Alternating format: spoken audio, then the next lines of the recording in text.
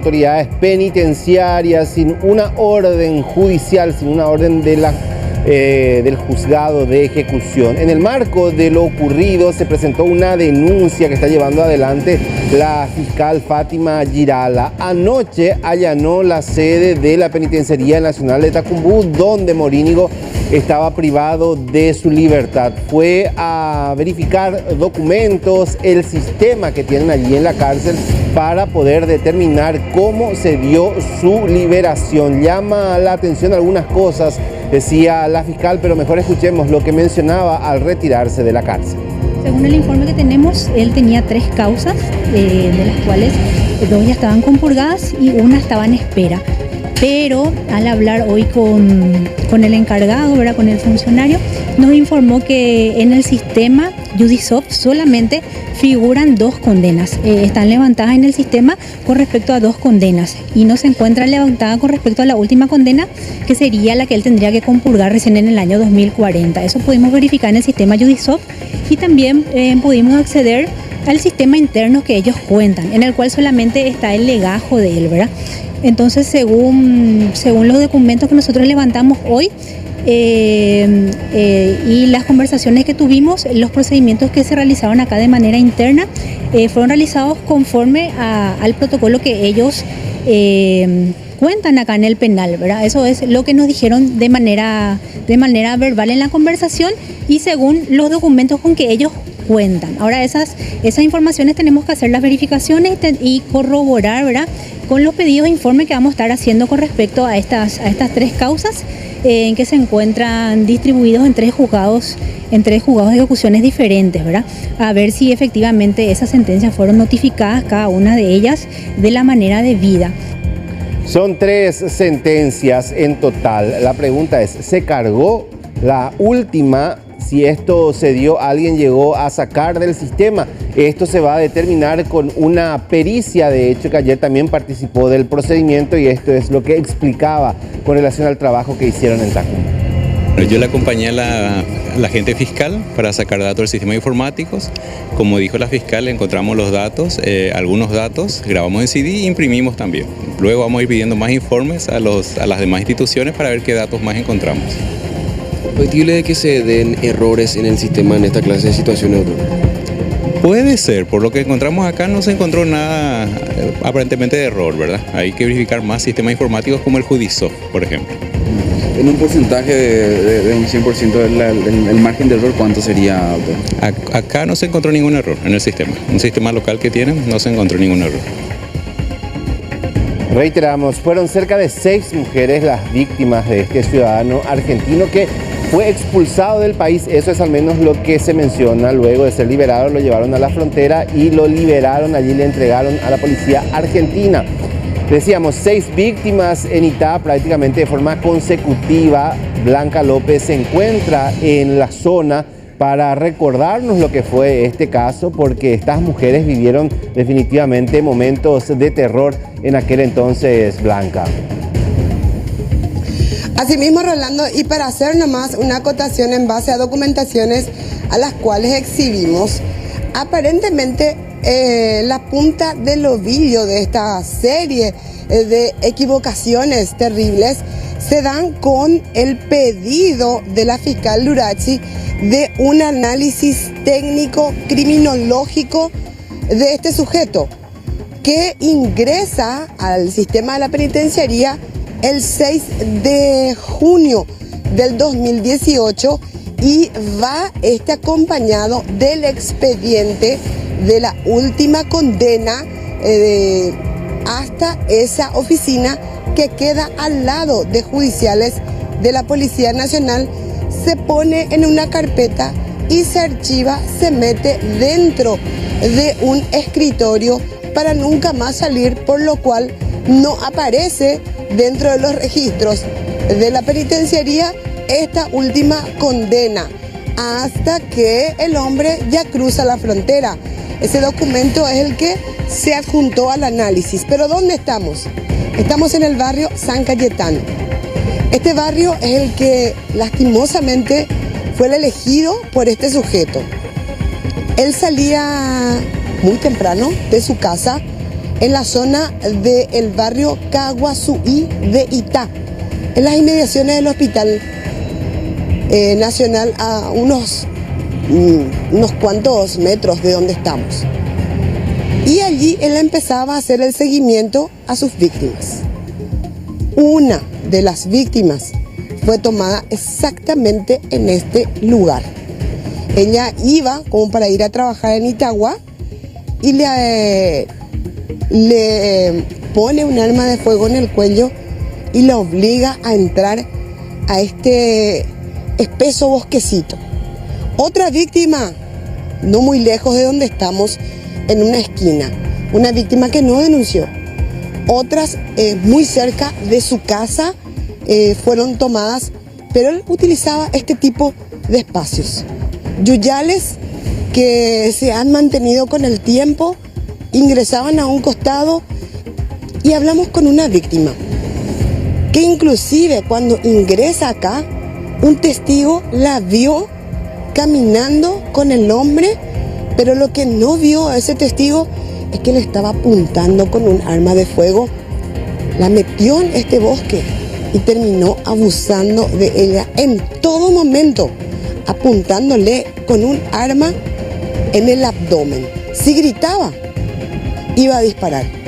Esto nos decía en la primera parte una de las víctimas, a quien agradecemos profundamente la confianza de contarnos la historia y cómo está viviendo la liberación de este verdadero violador serial.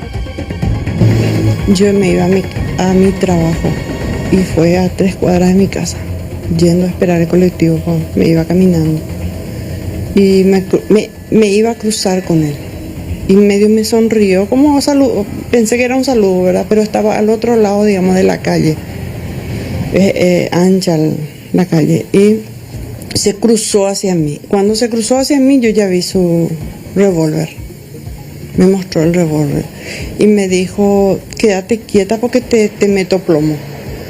Y claro, me quedé paralizada, le di mi cartera así de línea, ¿verdad? No, me dice, abrázame como si fuéramos pareja. Y vamos a empezar a caminar. Y empezamos a caminar para donde yo me iba, ¿verdad?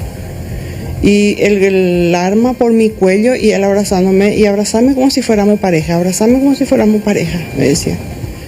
Y en eso nos cruzó un camión que era mi vecino, ¿verdad? Y yo no podía hacer nada. Yo vi quién era y él me llevaba así. Y temblaba, me hizo caminar una cuadra y después doblamos hasta donde me llevó, que era el Yuyal. Siempre con la amenaza que si gritas, si haces algo, te voy a hacer volar la cabeza. No hagas nada, te voy a matar. Yo por eso, enseguida por su voz, supuse que era argentino o era uruguayo, porque tenía ese tono de voz. Y así fue. ¿Me robó tus cosas? Me robó mi plata y yo mi celular tiré. Yo tiré mi celular. Cuando él me llegó, yo tiré mi celular y él no se dio cuenta que yo tiré mi celular. Y yo hice terapia 1 año, pero tardó mucho el juicio. No sé si fue 3, 4 años después fue. Yo pensé que ya había terminado así porque cuando yo hablé con la fiscal, la Karina Cerón, era que tomó mi caso y ella me dio la confianza, me dijo que ella haría su trabajo, que me asignaron un abogado de reos pobres, ¿verdad? Y ella me acompañó siempre, la fiscal, la Karina Cerón, estaba al tanto y me decía que se va a llegar a juicio oral y que el hombre, cuando me pasó a mí, mi familia presionó tanto a la policía, a la prensa, y la policía no paró hasta encontrarlo. La comisaría de Itá, que ¿Vivía por la zona? vivía hacia Arroyito, hacia el Hospital Nacional, digamos. ¿Y él vigilaba a las víctimas? Él, por lo que nosotros supimos, por lo que yo supe por los policías, fue que él le decía a su mujer con quien él vivía, una paraguaya, que él saldría a buscar trabajo.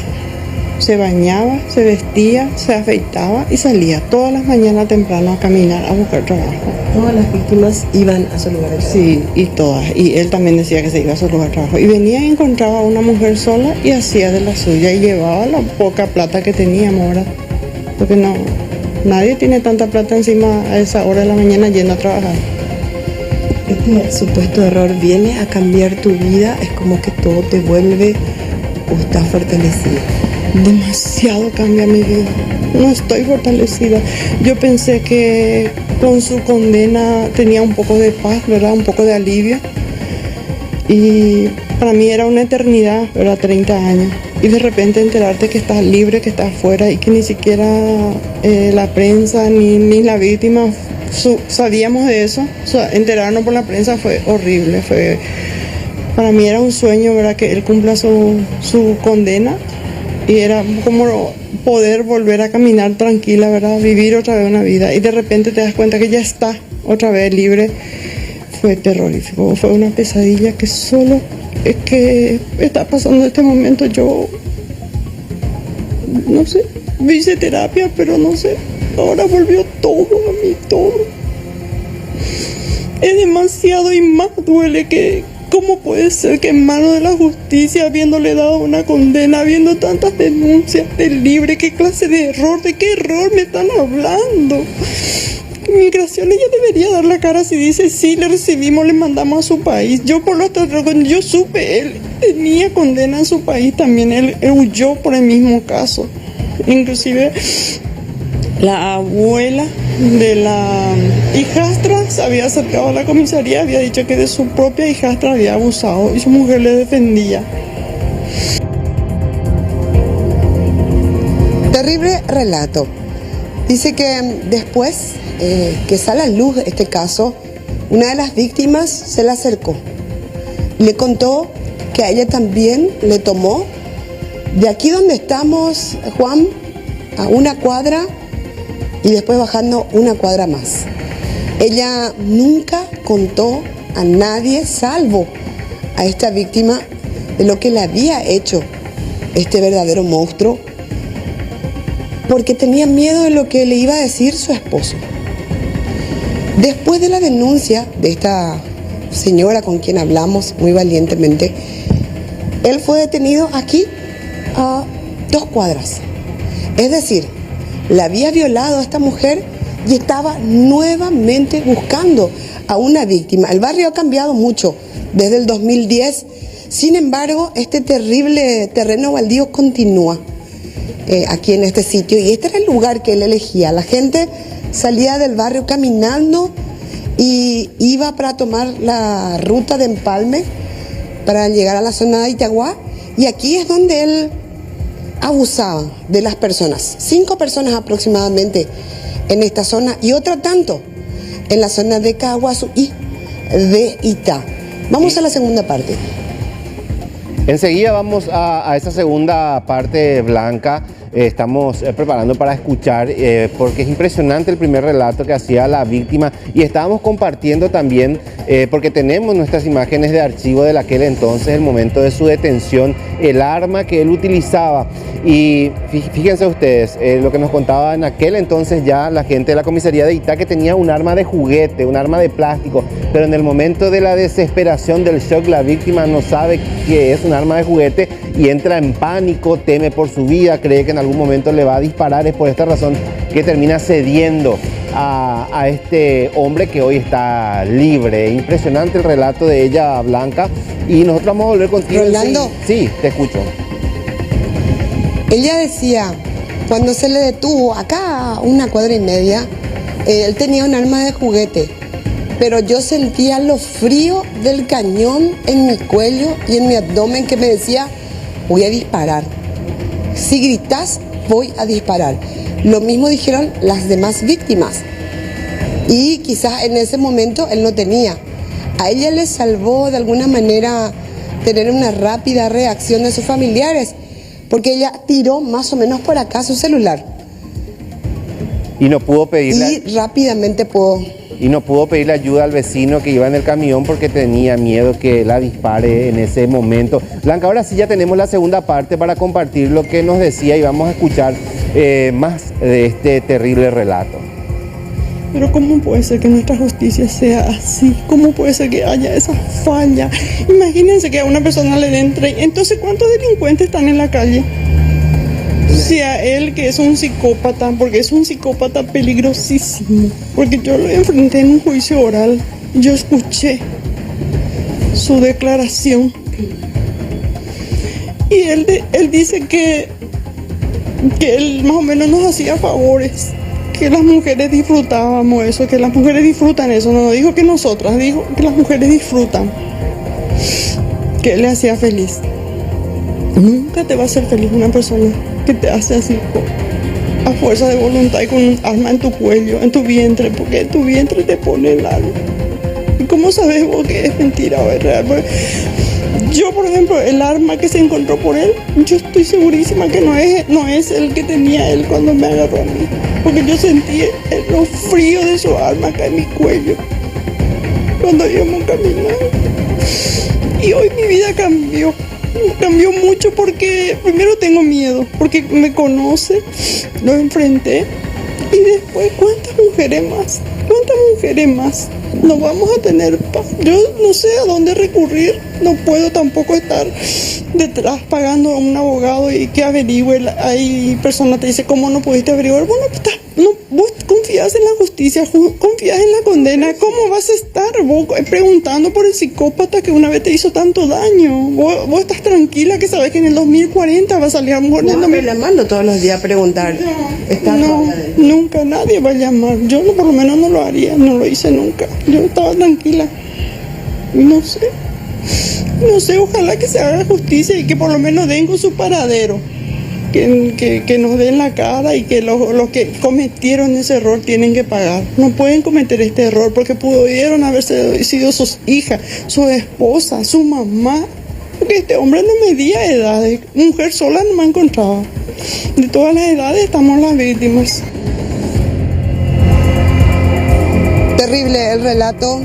Ella hoy no tiene paz. Ella dijo, yo hice tratamiento psicológico, pero desde el momento en que tomo conocimiento, que me enviaron un screen de la televisión de lo que había pasado, desde ese momento yo no me sentí bien. Su vida cambió 360 grados, su familia la apoyó muchísimo, inclusive nos decía si hacía falta combustible para que la patrullera salga a hacer el recorrido, la familia daba combustible. Lo importante era rastrear a este hombre que evidentemente en el momento que iba a ser detenido ya estaba dispuesto nuevamente para cometer otro hecho, por eso estaba con esa pistola de plástico cuando lo detiene personal de la comisaría de Itá. Y este es el bosquecito donde lastimosamente esta mujer tuvo que pasar un momento terrible, que pensó que se hizo justicia, pero por mal archivar una condena tan importante como la que le dieron, lastimosamente este hombre está en libertad en su país.